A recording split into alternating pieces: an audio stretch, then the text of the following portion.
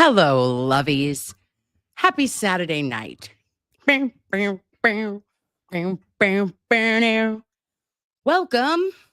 to the Blizzard Party. It is March 29th, 2025 at approximately 7:53 p.m. because I am late. I fought the desktop and it won. But now we're back, babes.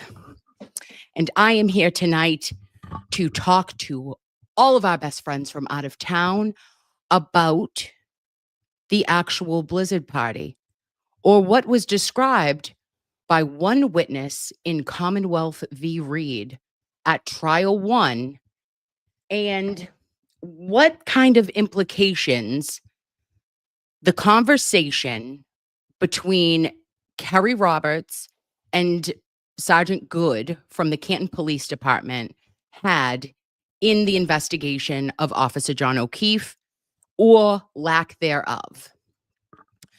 In the last couple of weeks, we have had a lot of additional interest, I believe, in Commonwealth v. Reed, because A, we're coming up for trial, and we know that, like, green means go, babes. We had the stay was denied by the First Circuit Court, and so as of Tuesday, April 1st, April Fool's Day, if you will, jury impanelment will begin on the second trial.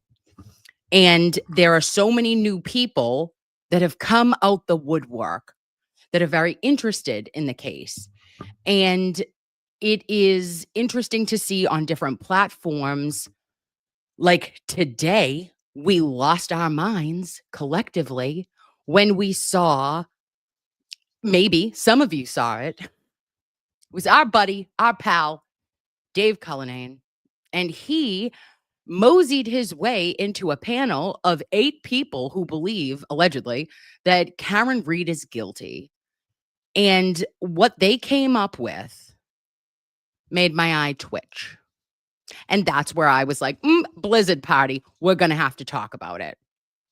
We've got to go back to basics, babe, and explain to people who maybe only have the ID docuseries as their reference point, right? Because they have not followed the case as closely as we have. And this is an opportunity to, show some other facts, to show all the facts, and to have people understand where we're coming from and how we have made the educated opinions and our stance that is Karen Reed is innocent, factually innocent, and that Officer John O'Keefe was never struck by a vehicle on January 29th, 2022. And let's say hello. Hi, Jody. Nurse Kim, lovey face, happy Saturday. Hi, Jody.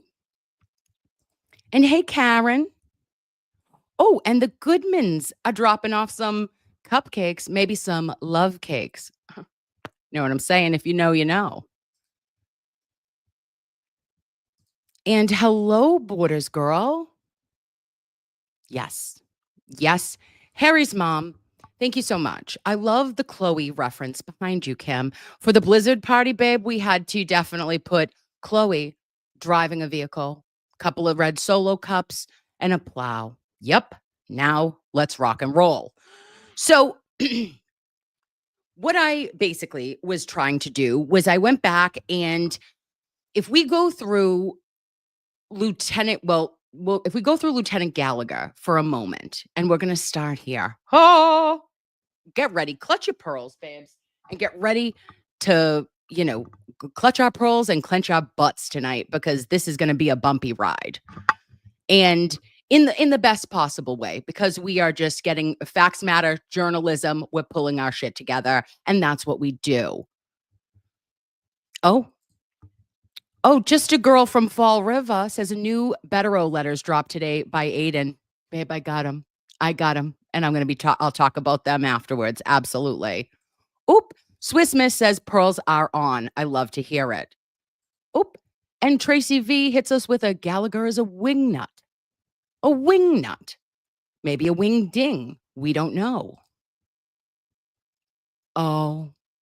And Ms. Carrie Baby says, I got sucked into arguing. They don't listen to shit.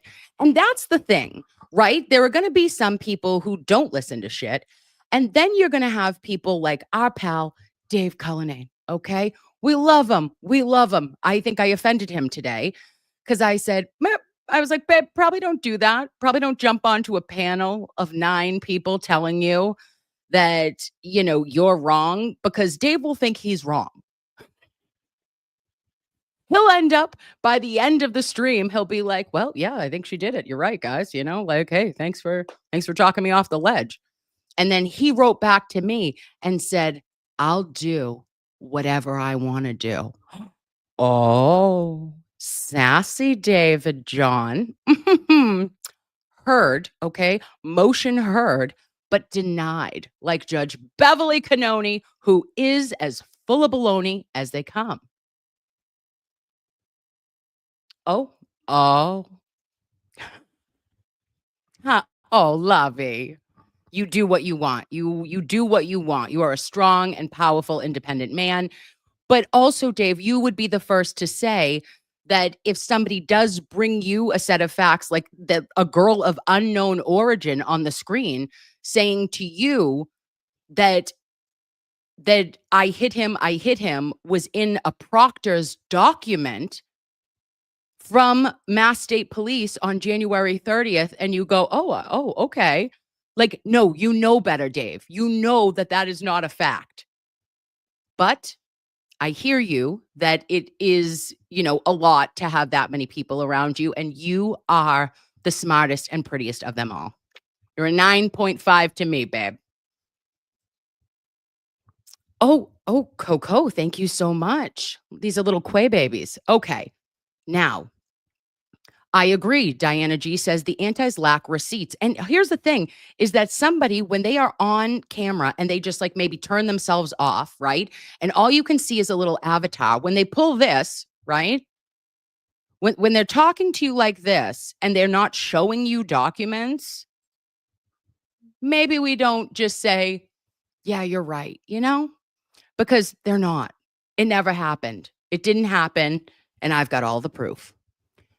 Oh, and that's the thing too. We always want to try to give respect to everyone, and I want to as well, but we also want to just make sure that there is accuracy in what we're saying. And we know what we're saying because we have all of the either court filings, we have video evidence via testimony of trial number 1, and we are ready to rock 'em, sock 'em robots. Okay. If this is a celebrity death match, we win.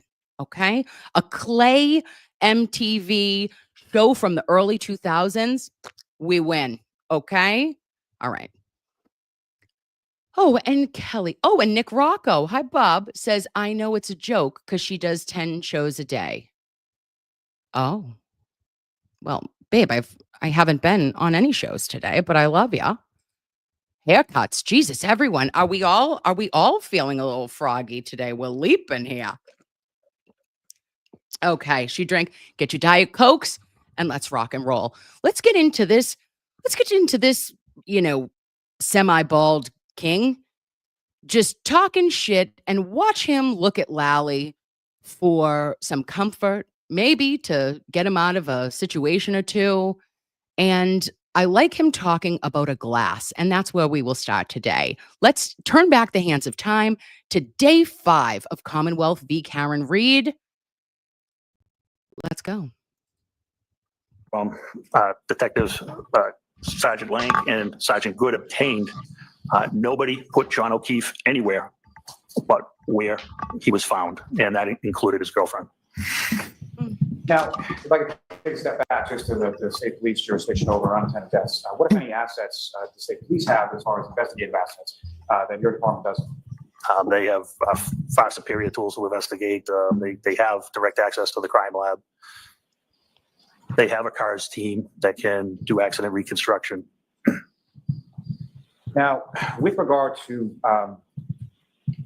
the criminal list and turning your attention to February 1st of 2022, when you're in the sound, February You 1st. mentioned that Officer Wanless came in with a toolkit to assist in removing a taillight, correct? That's correct. And is it your understanding essentially he just removed a clip from the back of the taillight in order to take it out of the vehicle? I believe you can see our video just pops into the criminalist's hands. And as far as your review of that video, your observations that day, there was nothing about the taillight that was broken during that removal process, correct? Correct. Now, as far as cross-contamination, you asked about, you indicated it was not a yes or no answer, but what, if anything else, would you have to add? What counsel was depicting was the transfer of custody over to the state police. So the criminologist was handling it at that time. The photographer was photoing it. The criminologist was transferring the blood into their plastic containers. Oh, the criminalist was transferring the blood over to their plastic containers. And this is things we love to just, refresh, a little refresher, babes, because we recall that Gallagher was the one who brought over the leaf blower for early morning Canton PDing, okay? And for them to remove the snow layer by layer, exposing what? Droplets of blood. But somehow, even though only, tiny droplets in the snow were found of blood, there was no 45 to 47 pieces of polycarbonate taillight that was found in that snow until it was 6 o'clock in the afternoon after Karen Reed's vehicle had been transported from Dighton at her parents' house back to the Canton Police Department Sallyport, which was a call that was made by who? Trooper Michael Proctor. He wanted that vehicle, to be back at Canton PD, going bypassing two Mass State Police barracks that were closer to Dighton. Thank you, Lieutenant Gallagher. Tell me more. And that's why I'm sure it was being handled by a criminologist. There wasn't going to be any cross-contamination. I wasn't concerned about cross-contamination. From the So that solo was a cup. scenario that you were describing earlier in your direct examination, as far as you're turning those items physically over to the criminalist on February 1st in South. Right. And they are converting them to their plastic containers, yes. Thank you, sir. Nothing further. Okay. Very briefly, you said that none of the witnesses put John O'Keefe anywhere but where he was found. That's what you just said, correct? That's correct. So your investigative technique is just to ask a witness, how'd that dead body get there? And if they say, I have no idea, your job's just done, right? Objection. Sustained. Oh, Alan Jackson coming right out of the gate, swinging with that. And we can tell by those pursed lips that maybe you were thinking, oh, doesn't feel nice. I feel like I might be getting a little 1-2 from good old AJ. If a witness says, we found him here, you just take the witness at their word? Objection. You can go ahead and answer that, sir. No, of course not. You might want to investigate a little further, right? Absolutely. And ask him questions. That's correct. Get search warrants. That's Look when at the there's probable house. cause, we do. Absolutely. None of that was done here, though. No probable cause. Thanks. That's all I have. You are all set, Lieutenant. Thank you. Okay. I just want to always bring us right back. And thank you, Beverly. Thank you, Beverly Canoni, right? That was her summer blonde. We could feel that she was ready to be knee deep in clams. She says, yeah, thank you. We've had enough of this. And AJ just hit him with the 1-2. We're like, yes, get him, King. But with there being no probable cause at 34 Fairview, I need you all to remember this. Anyone who could see this that maybe hasn't followed me, or this might be new to you. Officer John O'Keefe was found at approximately 6 o'clock in the morning on January 29th, 2022, on the lawn of a home. And not all of the witnesses that were at that home, at an after party, at a blizzard party, if you will, were interviewed for months, some years later. Okay. And when Officer John O'Keefe was found, there was never a thought that he was hit or struck by a vehicle at that time, babes. it was the initial thought that there was a physical altercation, and that is described to us by who? Anthony Flamati and Timothy Nuttall. Anthony Flamati asks when he believed that he heard Karen Reed may have said, could I have hit him? Did I hit him? Or I hit him, whatever variation it is. He asks the question, did you hit him with your hand? Did you kick him? What did you hit him with? No one thought it was a vehicle. So if you believe that there was a physical altercation that occurred at a house, you're not going to tell me that if it wasn't Brian Albert's home or another police officer's home, that there wouldn't have been probable cause to go inside and search it. Take a moment, babes, and just think about if it was at your house. You would have gone outside. You would have, done anything that you possibly could to help this human being that is on your lawn once you have so many responders there. But not only that, if they didn't want to go to court and get the warrant to go inside the house, they could have asked Brian Albert, may we come in? And they never did. Who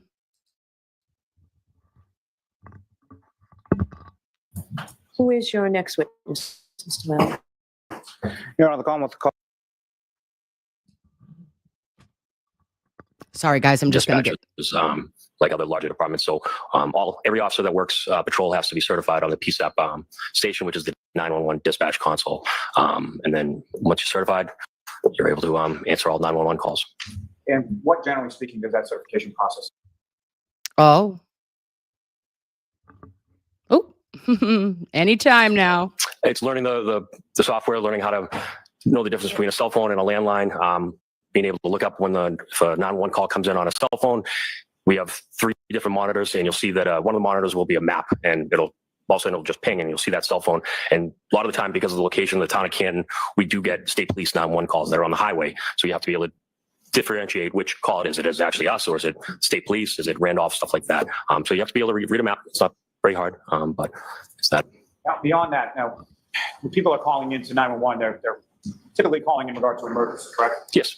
What, if any, training do you receive in that certification process in regard to sort of demeanor or how to handle people on the line? Obviously, if someone's calling in an emergency, they're probably going to be nervous. You want to just try to stay as calm as possible, try to relate to them, not make them any more upset than they already are, and try to get the first thing out of his location. Where are they? Now, with respect. Now that is huge, babes. I want you to listen and hear that well.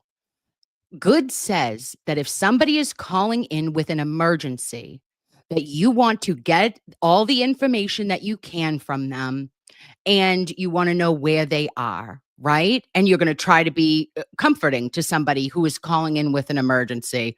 Oh, this really has a lot to do with what comes next and when we listen to this call. Back to calls that come into 911, what, if any, difference as far as directing a call is there between something that's sort of medical call versus a law enforcement police type call? So any call that comes in through 911, we determine if it's police, fire, or medical.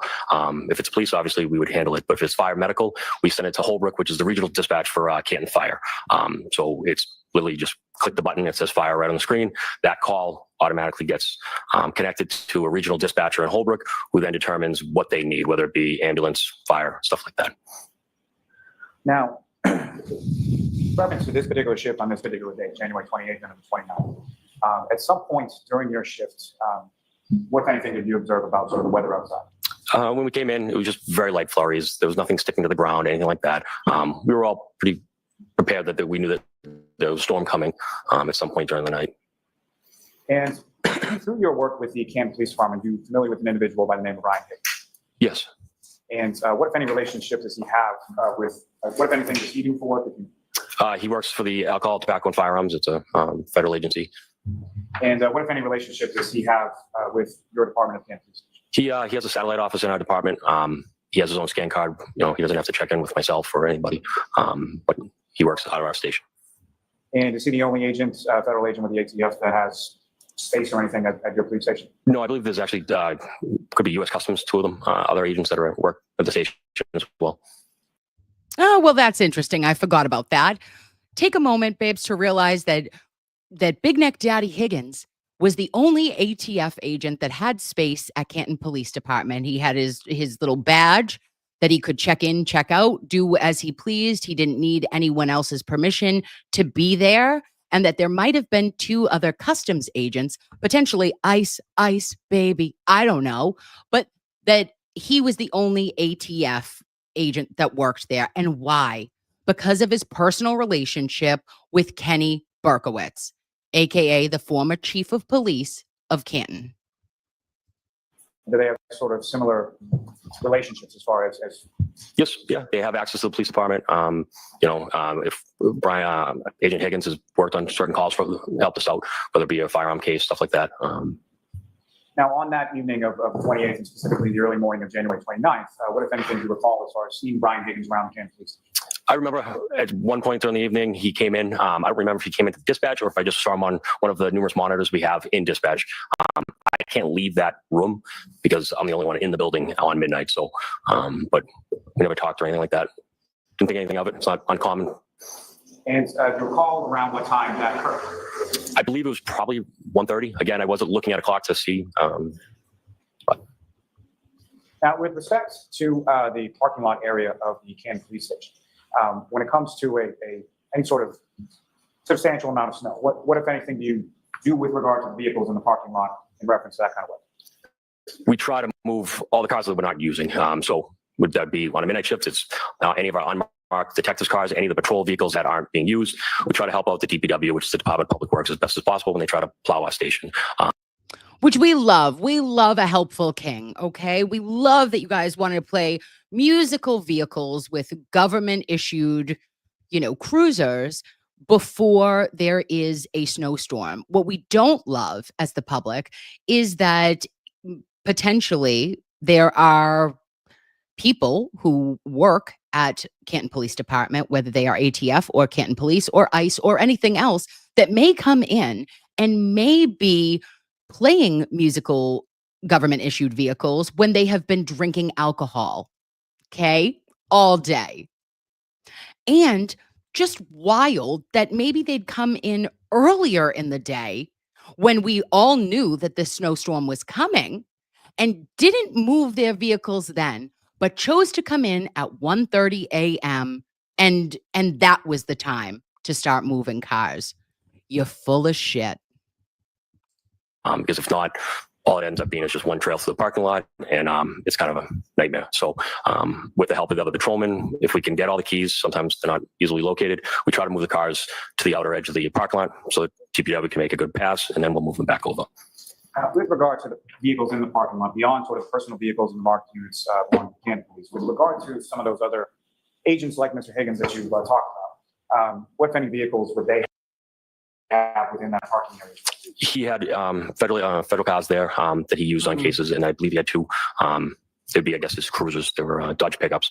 Oh. And then with regard to those vehicles, in regard to snow removal, what, if anything, was typically done with regard to that? They were parked to the outer edge, so we don't have access to them. At least I didn't have access to them. Wait, what was at the other edge? Now, working that sort of 911 dispatch area desk, at some point, just before 5 a.m., what, if any, calls did you receive around that time? I received a phone call from a woman, generally asking if we had locked up or transported a male potty that evening. Ooh, okay. So this is first comment made by Good. He says that a woman called and asked if we had locked up or transported a male potty. Oh, okay. That's very interesting because what we always believed or what we were told was that Kerry was calling hospitals, Kerry Roberts, because she wanted to see if Officer John O'Keefe was injured. Now, why would you think that he had gotten locked up or transported if Karen told you he was dead? Okay, continue. It's not uncommon that people call and say, hey, did you lock up so-and-so, or did you stop anybody? She said some version of he was out with friends. He didn't come home tonight, and his girlfriend's worried about him. At the time that you received that call, did you know who that person was on the other end? No. And fair to say at some point. And I just want to say thank you, Good, for telling us, because that is actually the truth. I believe that is actually the truth. That Kerry received a phone call that said John did not come home, and I'm worried about him because he didn't call his niece. That's what I believe actually occurred, not how this has morphed. Later, you had responded to Fairview Road, is that correct? Yes, And the person who had called just before 5 a.m., did you have occasion to speak with them when you were on scene on Fairview? I did. Did you identify that first call to come in from? First call was Miss Roberts. That would be Kerry Roberts, is that Yes. correct? May I vote? Yes. So I'm showing you this. Do you recognize that? Yes, What do you recognize that to be? that would be the 911 call from our station. And that would be specifically from Ms. Roberts, is that correct? Yes. I'm calling also to introduce the minister. No objection. No objection.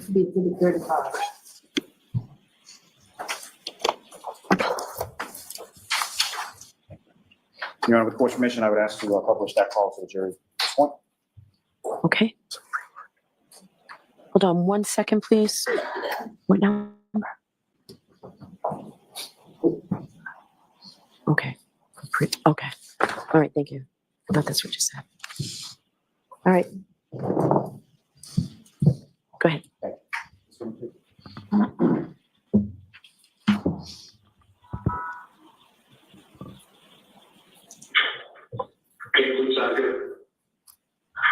Hi, my name is Sarah. I'm calling because my friend's boyfriend did not come home last night. We were at waterfall. And now she is calling me hysterical because she doesn't know where he is. You didn't take anybody up by the name of John Keith. Now she is hysterical and saying she doesn't know where he is. Did you pick up anyone named John O'Keefe? John O'Keefe. Yeah, he's about to call and we'll be on set. No. He probably not arrived and have that at someone's house. I don't know, but. Yeah, no, we didn't want anybody up or anything like that. And where do you live? He lives on Meadow. Downtown. He lives on Meadow. Babes, I just wanted to tell you the reason that we didn't lose our minds over this call, I think, during the trial was because it's so muffled, right? Well, I have a cleaned up version. So we're going to play that instead. Let's go to a little media clip. And let's get ready to play. We're going to hear this, then we'll listen to the questions afterwards. But I want you to hear Good. I want you to hear Kerry, and tell me what your thoughts are. Tell me, does this sound like someone who is fearful for one of their best friends, their good friend, Officer John O'Keefe? Or does this sound like someone who her boyfriend didn't come home? Her friend's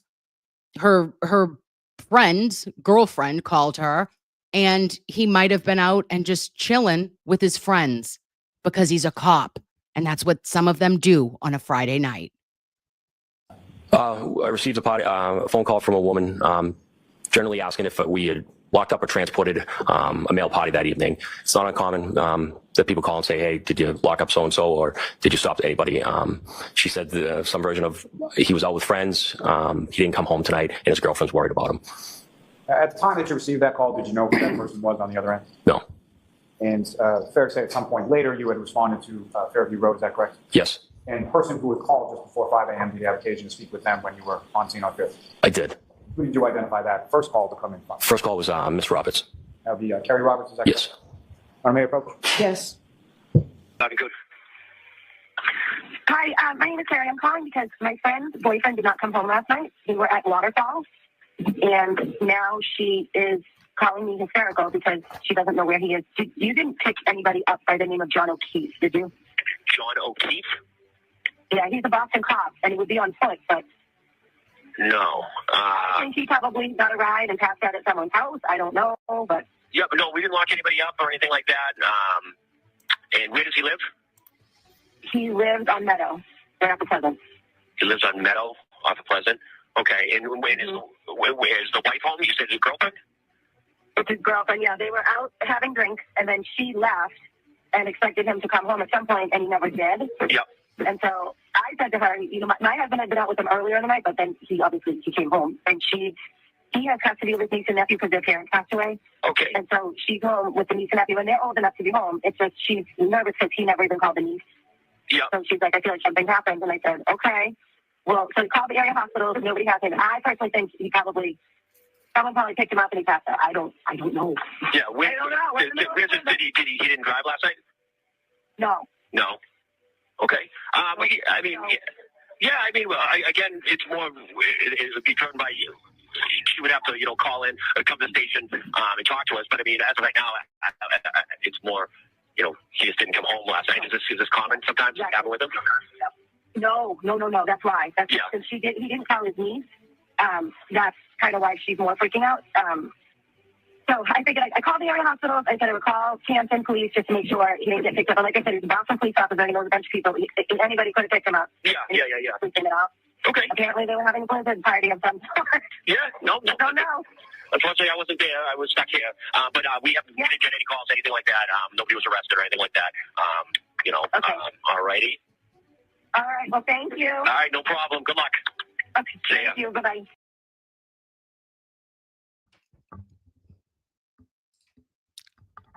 Oh, okay. So I want you to put yourself into that position. And of course, are we Monday morning quarterbacking the shit out of this? Yeah, we are, babes. Yes, we are. But when Kerry says, and I didn't hear any of this because it was so darn muffled during the trial, but it says she asked if he was arrested. They said that they hadn't picked him up. She also says that it is a Boston police officer and he knows a bunch of people. She says that he would have been on foot. She says that they were out having drinks and she dropped him off at a party. She then says she's nervous that something happened to him, meaning Karen.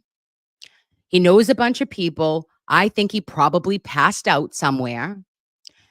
Now, you can hear Good saying that he says, oh, does he do this often? And Kerry rebuts back and says, no. That's the most concern she shows, in my opinion, in the entire call. And she says, that's why Karen is concerned, because he didn't call his niece. Oh. And then Kerry continues and she chuckles and laughs and says, ha, they were just having a blizzard party. Okay. And then Good makes a comment that has always stuck in my head, and I can't get it out of my head. When he says, well, I wasn't there. I was stuck here. What? Why the fuck would you be at a blizzard party with people you don't know receiving a call on the 911 line from a woman you said you don't know? Okay. And then they say, well, she can just come down to the station and, if there's anything to do with it, then, have her just come down here. Great. Thank you. Okay. Awesome. Talk to you soon. Bye. Okay. Where in this call do you hear frantic concern? You called area hospitals and then you called the police department and you asked if he might have been picked up and put in a drunk tank. Okay. But Kerry tells us that Karen called her, and in her version of events, Kerry said, John's dead, hung up the phone, then called back and said, I think John got hit by a plow. None of that is mentioned in a 911 call to Good. Now, okay, I'm just saying, even if I didn't believe that what Karen is saying because she's out of her mind, okay? You don't think that I would be talking all that shit to Good on the phone? And I wouldn't be saying to him, listen to me. Listen, come close. That's what I would say. I'd say that to him. I'd go, hi, babe. Hi, just me. His girlfriend just called me. She's out of her tits. And she just said to me that he's dead. What? Isn't that crazy? Because you felt comfortable enough with him to say that they were at a blizzard party and or that you think he just got so drunk that he passed out somewhere. But you didn't say what was incriminating about Karen. Okay.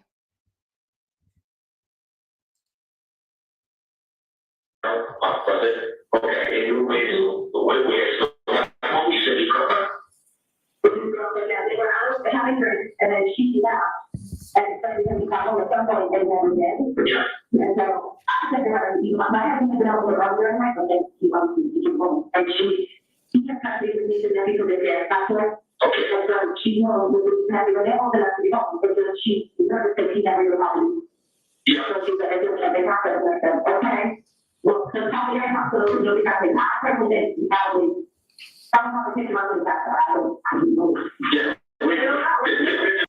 Oh, Krista. Look at you just coming in with facts. I didn't hear them say who's at the party. So just saying, why would Good have said I wasn't there? Oh, I was stuck here. I wasn't there, unfortunately. But you don't even know whose house party it is?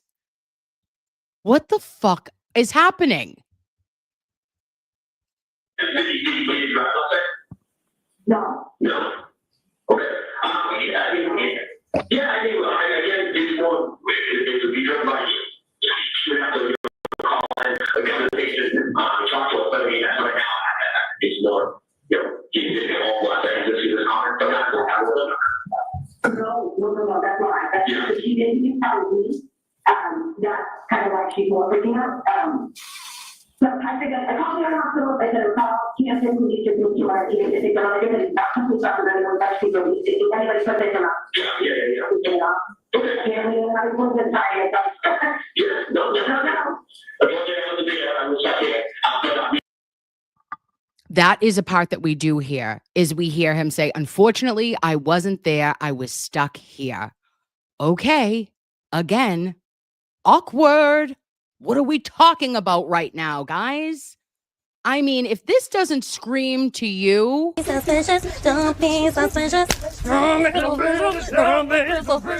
Ralphio? Gone!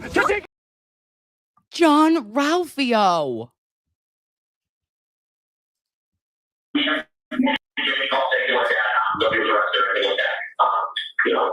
Already.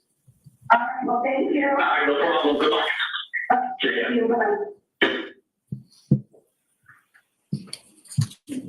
Now, Sergeant Good, what was played in there is that a fair and accurate trailer of the 911 call that you had with Kelly Roberts around Yes. 5 a.m. Now, turning your attention to about an hour forward, approximately 6 a.m. on the 29th, what, if any, other phone calls that you received in regards to the same sort of parties? Ooh. Sorry, just because this is what Lally is saying, and this is the first time we're rewatching it together, babes. I'm just saying to you, isn't it interesting that Lally says, too good, this came in right at 5 o'clock, and we know that Karen's first call to Kerry was at 5 o'clock. So this is right after. This isn't like 20 minutes later where she's cleaning off her car and she's like getting her shit together emotionally. And she's like processed this. You woke up, you were woken up from a dead sleep, and you receive a phone call from one of your best friend's girlfriends. And she allegedly said, John's dead, hung up the phone, and then called you back and told you he's been hit by a plow. And that is the conversation that you have immediately after getting off the phone with Karen? Oh, Okay. At 6:04 a.m. on the 911 dispatch console, I received a call from a woman at 34 Fairview. Now, in those intervening sort of hours, as you were stating on the 911 call, no one sort of physically came into the Canton police station and reported anything in regard to this, right? No.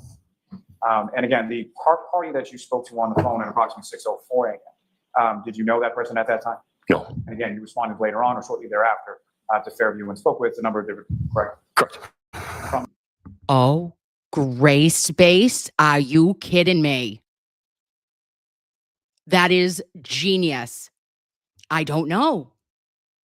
How did you have time to call Good Sam and local hospitals if that call came in at 5 o'clock and we know that the first call that was made to Kerry Roberts was at 5 a.m., 5:00 a.m.?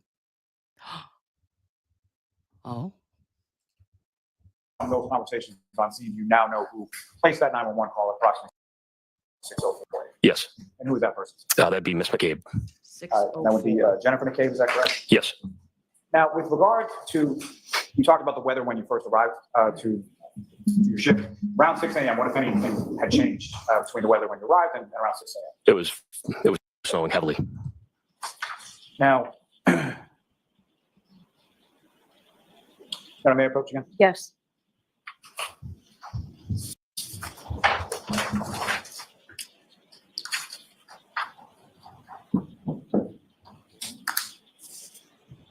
So when you went over this, do you recognize that? Yes. What do you recognize that? That'd be the 911 call from Mrs. McCabe.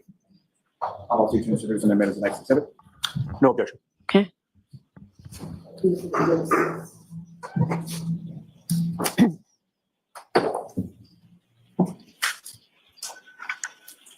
Next is the 911 call from And your Honor, Jennifer court permission, I would ask McCabe. to publish exhibit 36 to the jury now as well. Okay.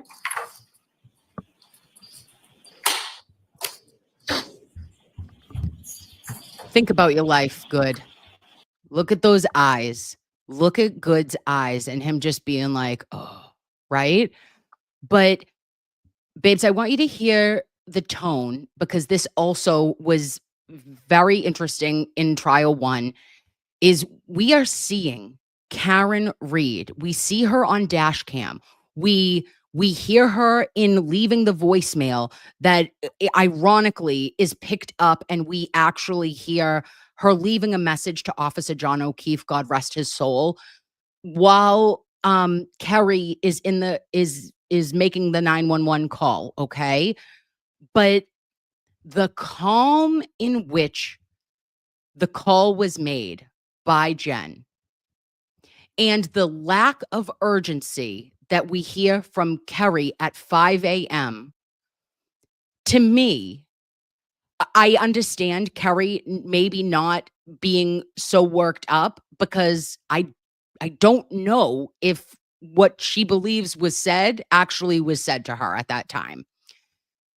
But when they've come to the scene and you've come upon Officer John O'Keefe, Karen is the one who is beside herself. She is frantic, hysterical. She is crying, is everywhere. It's like she's disassociated from her own body and is doing everything that she can to like run around, like running is going to somehow stop this terrible fucking nightmare from occurring. She's giving rescue breathing. She's at the top, giving breath, mouth to mouth to Officer John O'Keefe while Kerry Roberts is performing compressions. And where is Jennifer McCabe? She is getting blankets and she made a phone call to 911 in which she does not address that Officer John O'Keefe is a Boston police officer, is her friend, or by his name. Wow.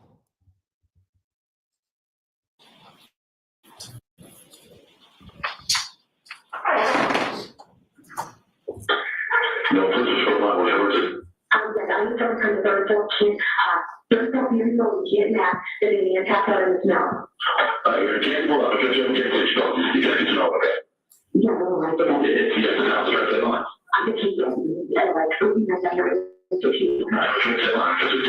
Okay. Where's the market? I don't keep playing the cards. 911 church. Immediately to start the new road, can't do that. What's going on? There's a guy on the truck in the snow. In the snow, 34? Yes, 34, the Albert resident, yes, I just pulled up the mountain. So we don't hear you, yes. I'm on a political emergency. Hello? Yes, I'm sorry, can you come to 34, new road in Canton? 34 Fairview? Yes, it is, I mean, I'm responsive to the snow. Okay,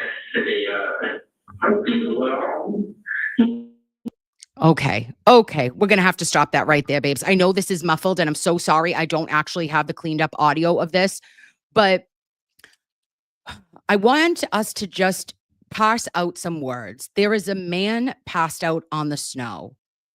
There is a guy passed out. Please come to 34 Fairview, the Albert residence. Oh, okay. Okay. And this is at the part, babes, where we can start hearing Karen. We hear Karen in the back.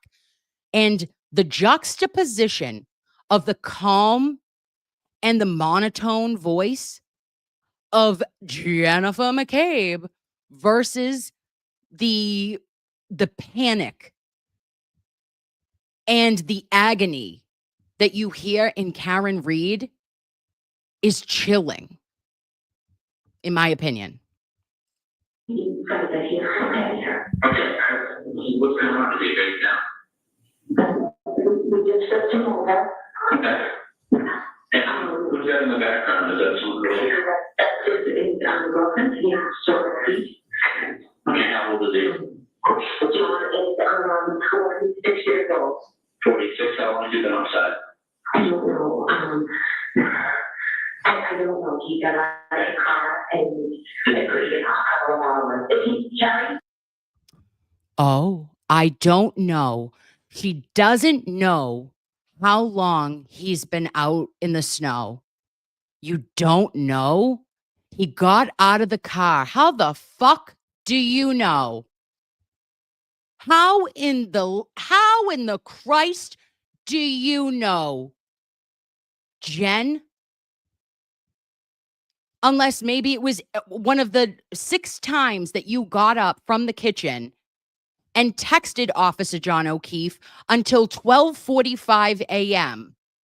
And you said that you looked out a window or a door. Did you happen to see him? I don't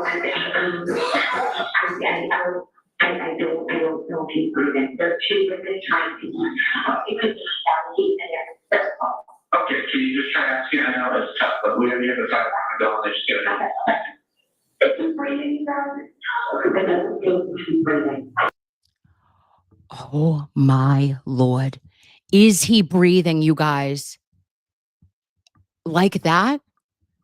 Babes, I don't know about you, but if I have any nurses, any doctors, any nurse practitioners in the chat, please tell me that when I come upon a scene, okay, no matter how many years I have done this shit, it still is a fight or flight for me. I am still worked up and automatically I am going into like cortisol dumping. I am calm enough to do what I need to do in order to provide provide CPR to my patients. But at the same time, I am amped the fuck up. And afterwards, I have to decompress. I need a minute. Because it's so much. It's so taxing on you. And this is just to know that this is someone who is not a medical professional It is bananas to me. I'm like, are you medicated? Did you take a clonidine? Like, what are we doing right now? Does somebody have you on, like, were you still in an Ambien daze? Like, I don't know what the fuck was happening, but you are too calm for my senses. It's making my spidey tingle.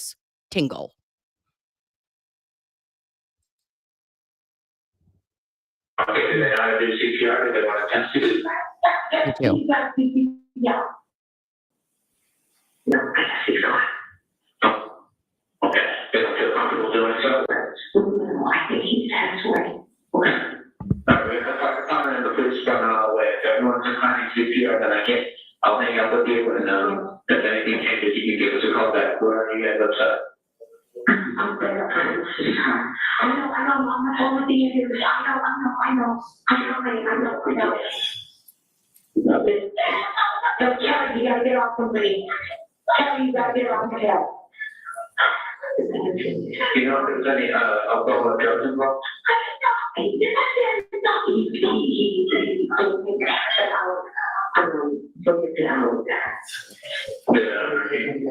But I'm talking hours about me. And I Okay, is there any bleeding or anything? Maybe you just have yeah, absolutely. Okay, bleeding from the face. Now you can see, like, guys, this is devastating. This breaks my heart for the O'Keefe family to see this. It breaks my fucking heart wide open. Look at this. Look at Mrs. O'Keefe, devastated. Just hearing it is too much for her to bear. And for Ms. Sullivan and their cousins. And you hear Jen saying, I know, honey, I know. Like, she's consoling Karen, who is having that response, but not calmly. She is frantic. And yet she's able to keep her composure that much. Wow.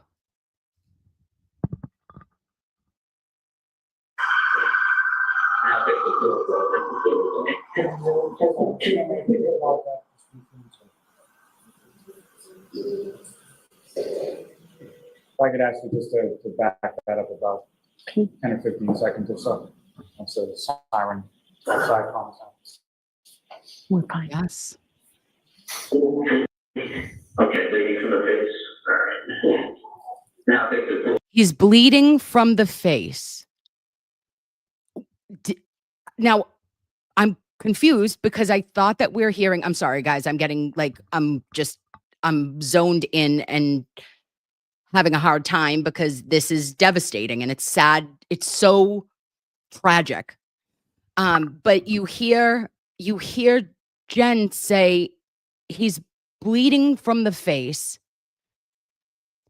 and yet she doesn't know other things that they're asking, right? She's like, oh, I don't know. I know that he's 46 years old, just pulling that off the top of her head, giving like random demographics of a patient to somebody, but you didn't provide his name. You didn't provide that he's a Boston police officer and that he's your friend and he's outside your sister's fucking house. if there is any. Something coming out of the building, one of the ones that is doing CPR. Okay, one more minute. Doing CPR? Yes. That's all I have. All right, if you want CPR, and just let me, just give us a call back when you don't respond, all right, but we're on the way. Okay, thank you.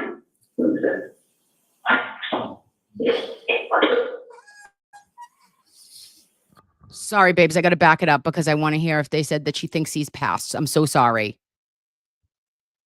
Oh, I'm so sorry. Can I do no video? If I could ask you just to back that up about. Fairview? Yes, I mean, I'm responsive and so. Okay, Unresponsive in the snow. Now she knows he's on. Now he's not just passed out. Now he's not just a guy there's a guy, there's a man, and he's now unresponsive. Okay, what's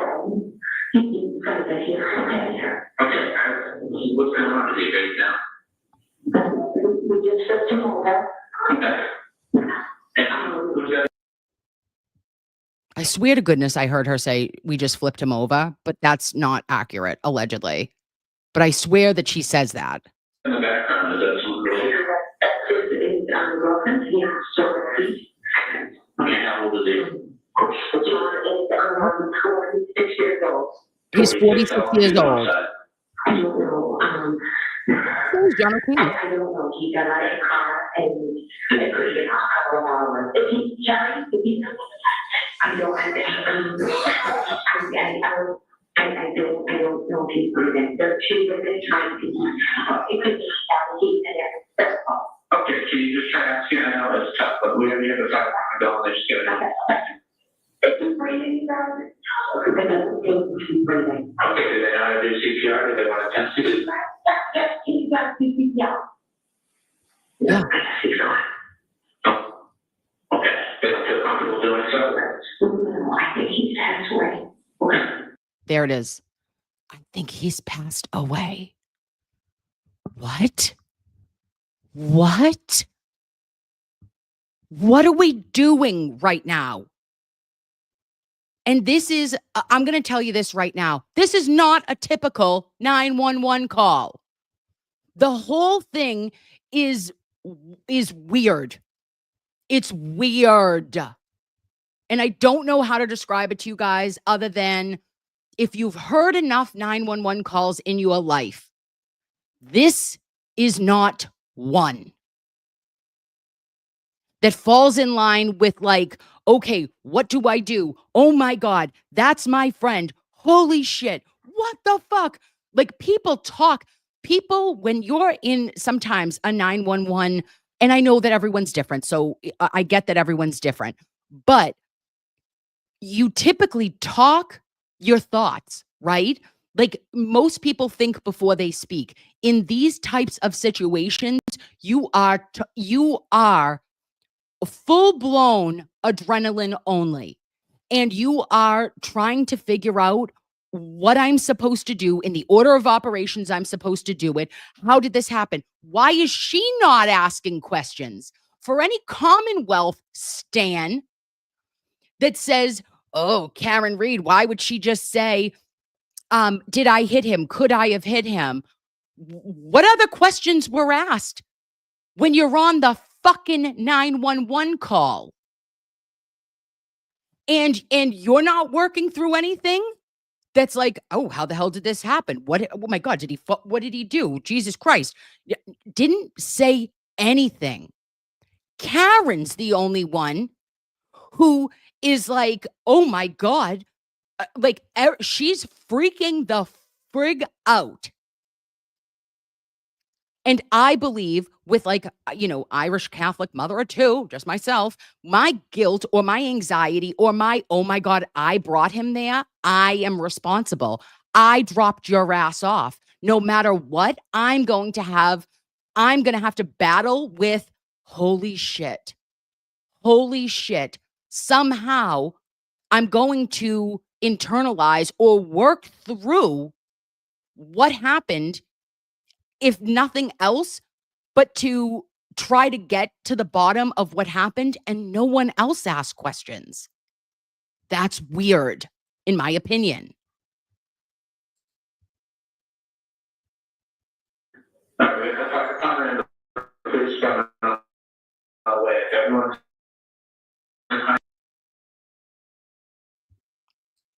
Okay, now let's listen to Good a little bit more. Sorry, babes. Sorry.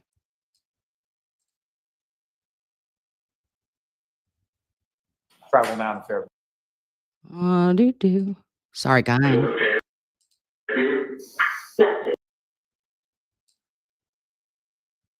As far as manning the dispatch area in the 911. That'd be Officer Dever.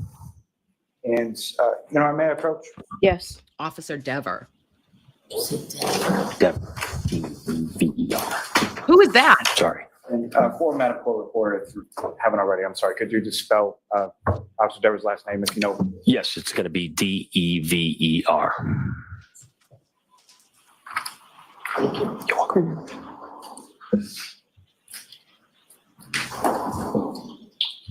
I'll show you what's been previously marked as Exhibit 14.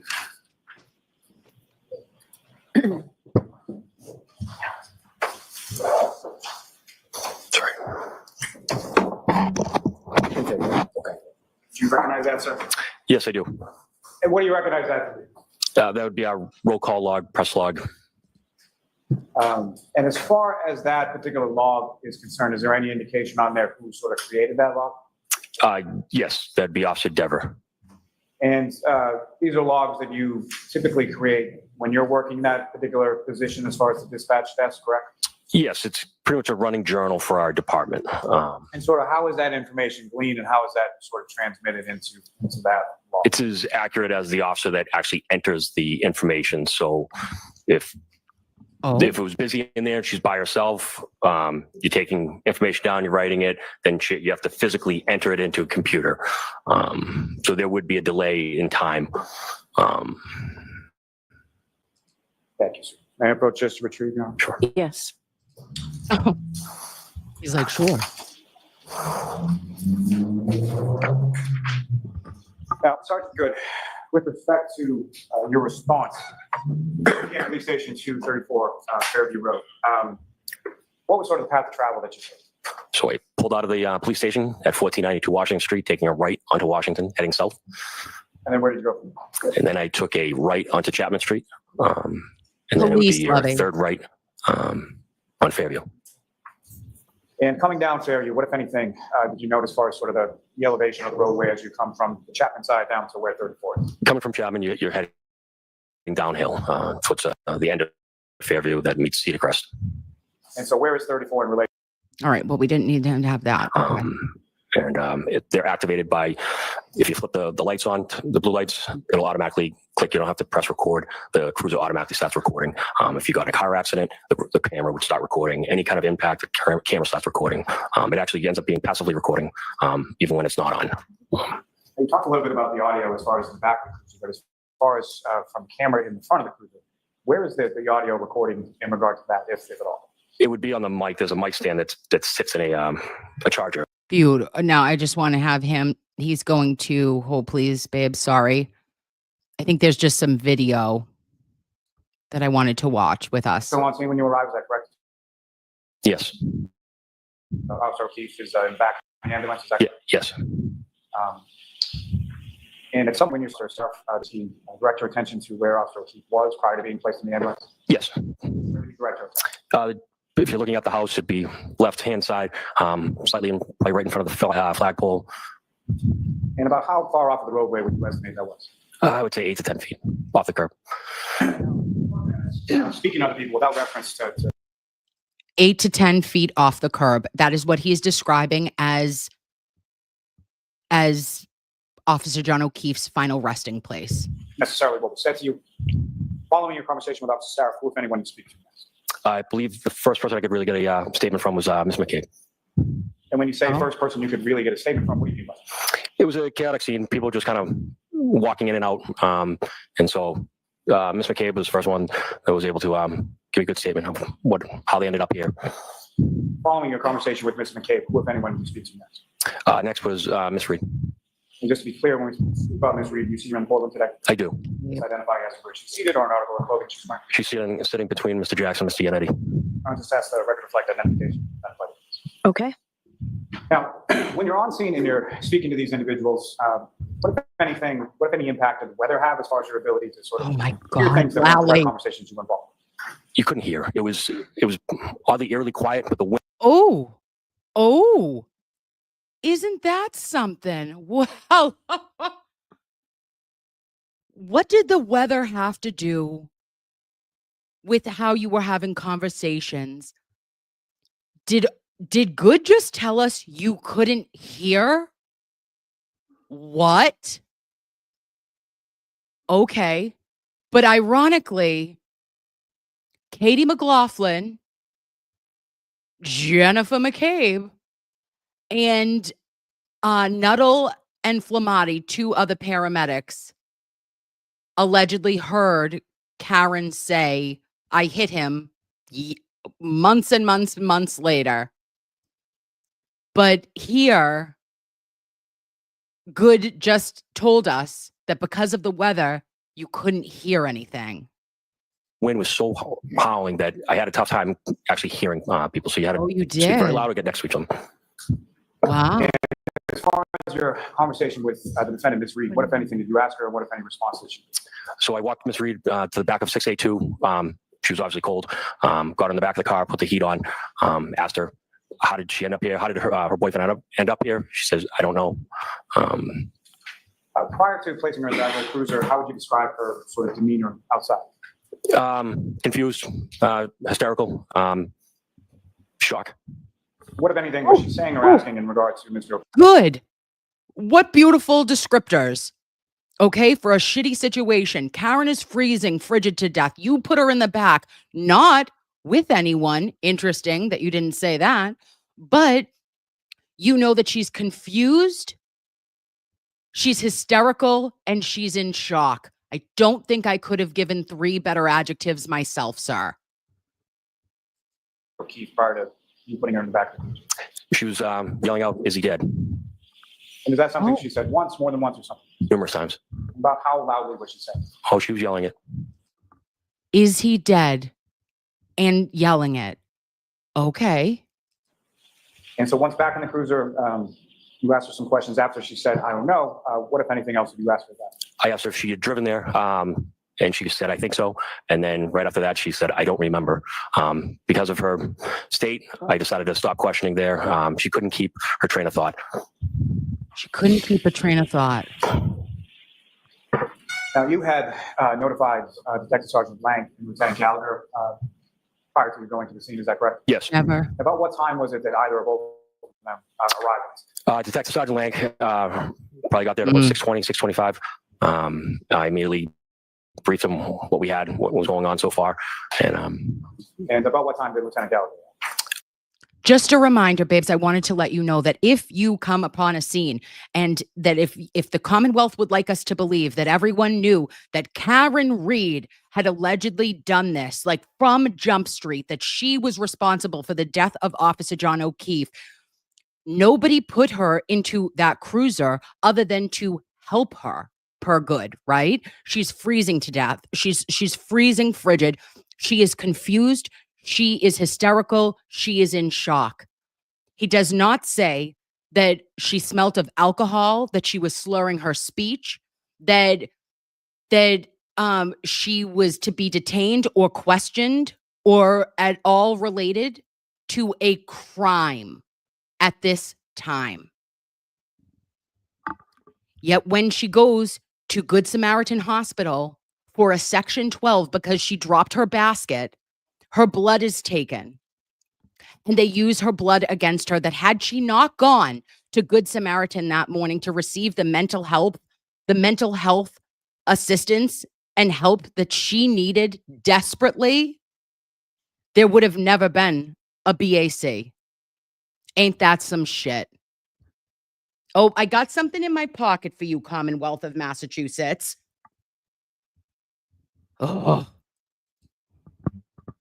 I believe Lieutenant Gallagher probably came in right around 7 a.m. Now, following your conversation with the defendant, or with anyone else, did you speak to one? Then I spoke to the other party, Ms. Roberts. If you know, about how long the period of conversation are we talking about with respect to Ms. McCabe and Ms. Roberts? Each interview? Yes. A couple minutes. Each interview, a couple And why was it only minutes. It was a pretty quick statement. It seemed like they were only in the car for a very short amount of time. Move to strike. All right, so we'll strike after. It was a pretty quick statement. Next question. Now, with It seemed like they were in the car for only a quick, wait a minute. Hold on. I just got to get back there. And she said, I think so. And then right after that, she said, I don't remember. Because of her state, I decided to stop questioning there. She couldn't keep her train of thought. but you didn't arrest her and you didn't detain her. Now, you had notified Detective Sergeant Blank and Lieutenant Gallagher prior to you going to the scene, is that correct? Yes. About what time was it that either or both of them arrived? Detective Sergeant Lang, and she said, I think so. And then right after that, she said, Oh, you son of a gun. I messed it up, guys.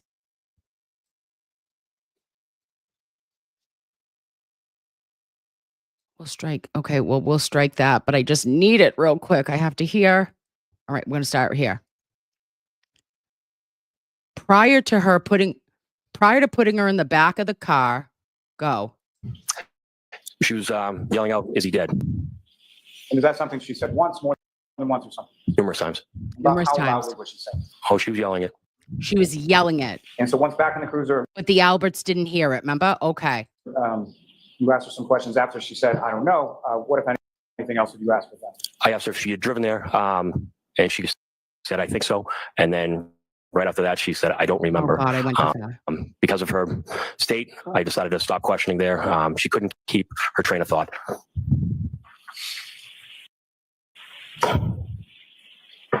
Now, you had notified Detective Sergeant Blank and Lieutenant Gallagher prior to you going to the scene, is that correct? Yes. About what time was it that either or both of them arrived? Detective Sergeant Lang probably got there at about 6:20, 6:25. I immediately briefed him what we had, what was going on so far. And about what time did Lieutenant Gallagher?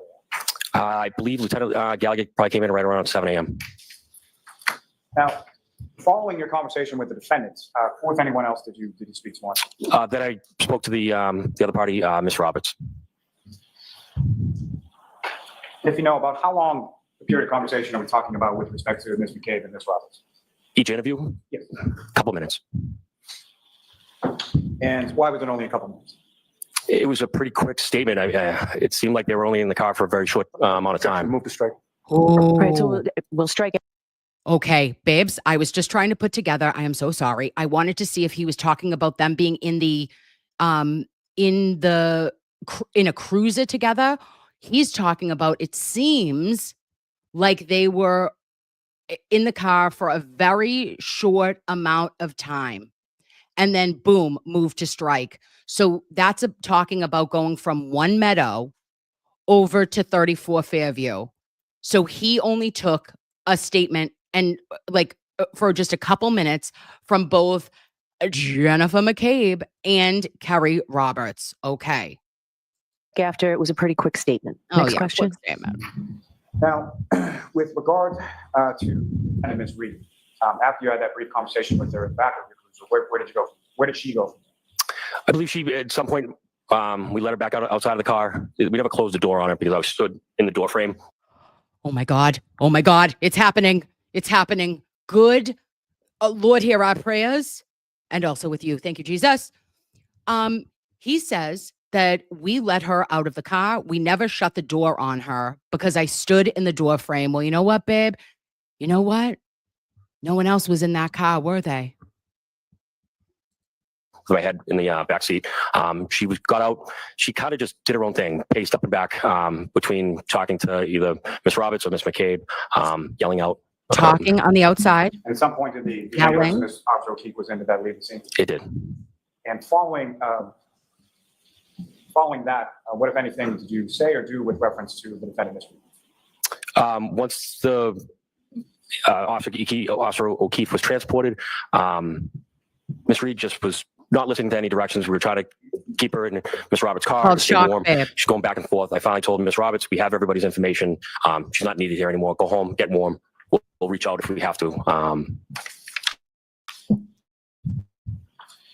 And shortly after, and at that point, did Ms. Roberts take Ms. Reed? She did. And what, if anything, happened next on scene with regard to this? It was moments later.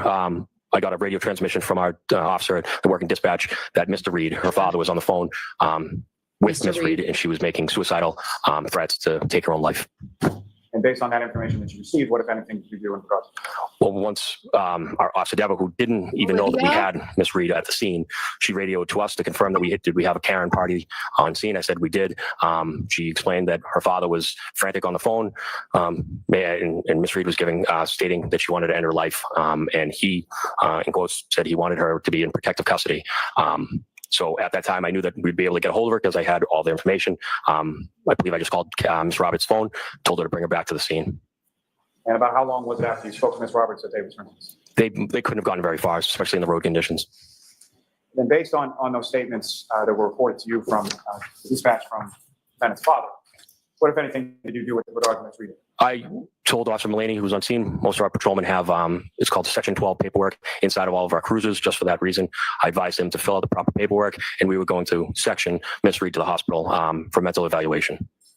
For mental evaluation. It's a tool for police officers when you come on scene with someone that's having either a mental breakdown, claiming that they want to hurt themselves, anything like that. We have the power as police officers to fill out the proper paperwork. We're not medical professionals. Let a doctor determine if she does need medical help. And if she doesn't want to go, or him, that paperwork allows us to actually physically put her on a stretcher and send her to the hospital. Once she gets to the hospital, it's up to the doctors there to do their due diligence. And if they deem that she's not mentally unstable, then she's released. But at least it's off of us. Now, the time that Ms. Reed returns to the scene, the fire department, being the ambulance and the engine, have already left. Is that correct? Yes, correct.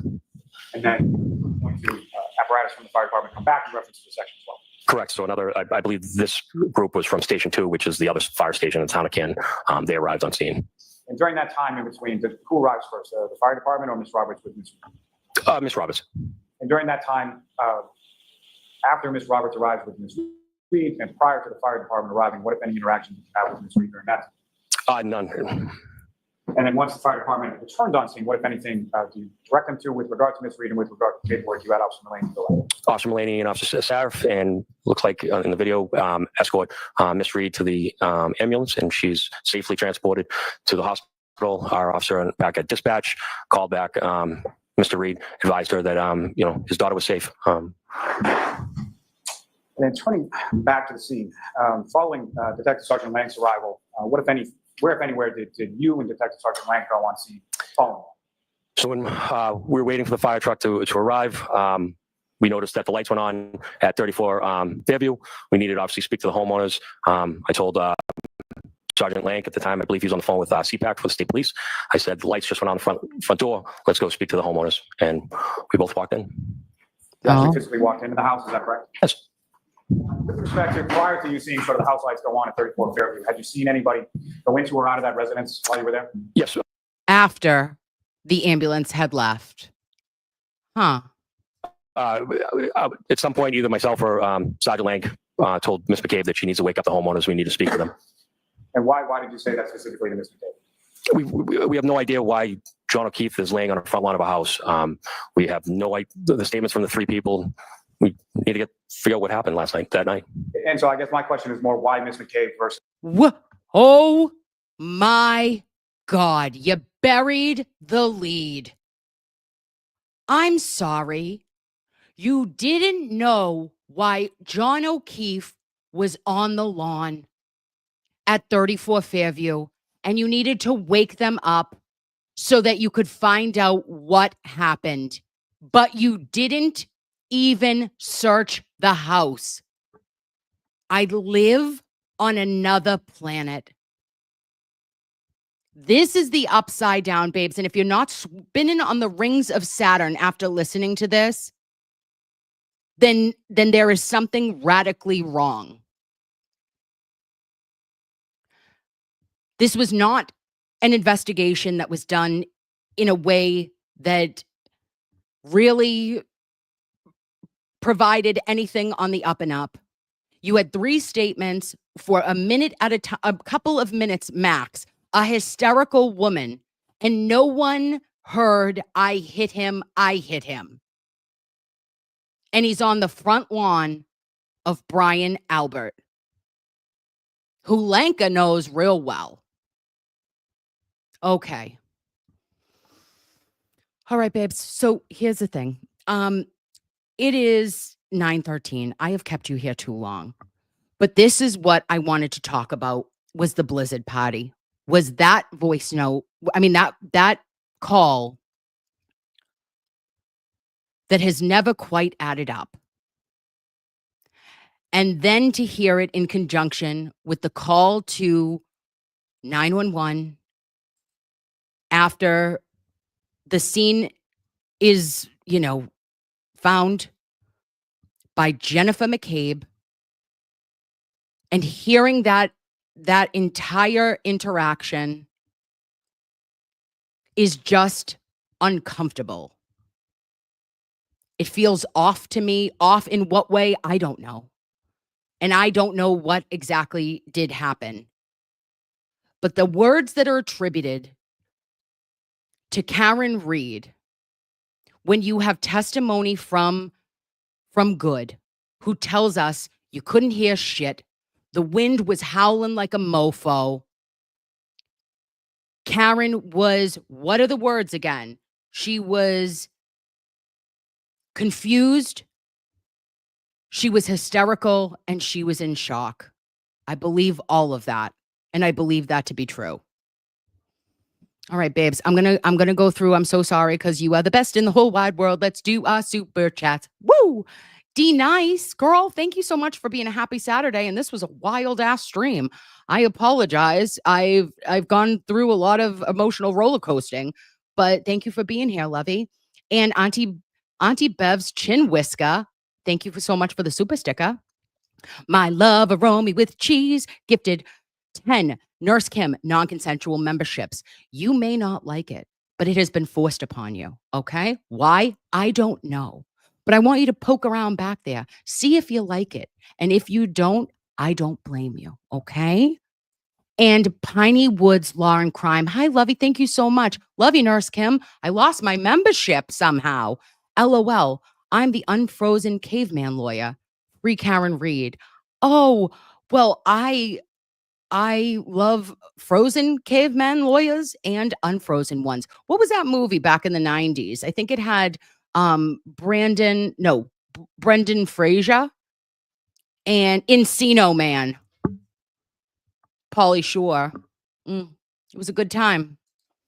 And Dragonfly, thank you so much for being a member for 2 months, Lovey. I love your insight on your shows. Free Karen Reed. Thank you so much for spending time with me. You're my best friends from out of town. And Diane G gifted 5 Nurse Kim non-consensual memberships. Woohoo! We were partying on a Saturday night. Thank you so much, Lovey.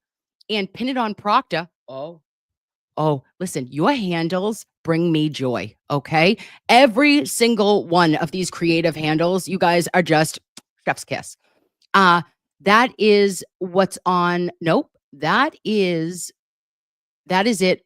What the criminalist said. She said she left the cups. From and the Sally Port. Yes, Lovey. Thank you very much. And the Goodmans, thank you so much for being here. And you also still have your shirt that I went to Cancun with attorney Melanie Little.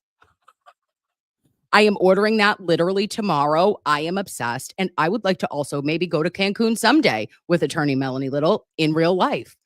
And I got to know, thank you so much for the super chat. Lovey says ACLS ER records, pulse rhythm, epi, CPR pupils. Okay. ACLS ER records, what I have was from the Vanity Fair article, included the only ER documentation that was descriptive as it related to Karen Reed and the Section 12, okay? Said no psychiatric history, that she was concerned about the children, and she wanted to know if her boyfriend was passed away. That was it. Okay? No 3 times saying anything. I'm just letting you know that. As for his pulse and rhythm and epi, they pushed, I don't know how many rounds. He never had a rhythm. He never had a pulse, ever. And CPR was done, like poor quality CPR by Kerry and Karen, and then high quality CPR once Nuttall, Flamati, and McLaughlin got there, and his pupils were fixed for the entire time.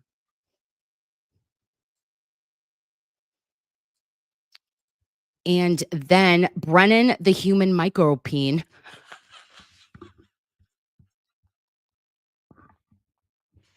Stop it. Stop it. Stop it. You're taking me out, okay? I can't. Oh, firstly, I'm obsessed with you and I love your take on the KR case. I know why Aaron is MIA, but is Dad O'Keefe okay? He hasn't managed to sit in court. So like for pretrial. Yeah. Did I miss something with him? No, Lovey. I don't know what's going on with Mr. O'Keefe. I pray that he is okay and I pray that he is well, but I haven't heard any update. Thank you so much for being here. And thank you for one of top 10, top tier handles. Okay. You are incredible. And Kaylee Clark, Rust and Wine, thank you so much, Lovey. Okay, Kim, I watched a trial from start to finish, knowing zero when it was live. I spent the last 2 weeks watching it backwards, end to start. Even more enlightening, especially CW witnesses. It's crazy clear. If only the jury could have. Oh, babe, I know, but have the faith, okay? Keep all of our faith, babes, that this trial will at least give the part of justice to Karen, who deserves to be acquitted on all charges.